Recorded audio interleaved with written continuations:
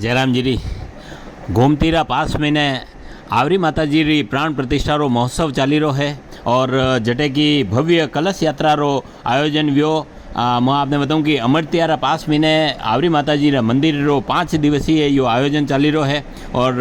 अणी आयोजन मीने विद्वान ब्राह्मण और री उपस्थिति मीने मंदिर मीने भोपाजी रा सानिध्य मीने गणपति स्थापना लारे कार्यक्रम रो श्री गणेश कीधो गयो वरना बाद मीने जल कलश यात्रा निकली जन मीने अमरतिया गाँव री कुड़ी हूँ पूजा अर्चना करने कलशा में जल भर्यो गयो और पूरा गाँव मीने महिलाओं बड़ी संख्या में सैकड़ों की संख्या में कलश यात्रा लेने ये निकली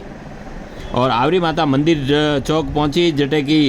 जल है जो कलशा में विधि विधान लारे पूजा अर्चना करने कलश यज्ञ में प्रवेश कीधो। प्राण प्रतिष्ठा महोत्सव ने लेने क्षेत्र रा आसपास रा बड़ी संख्या में श्रद्धालु अटे पहुंच रहा है और यो 5 दिन रो बहुत ही भव्य आयोजन भेजो है। यह खबर मनीष दवे अपने लिए भेजी है।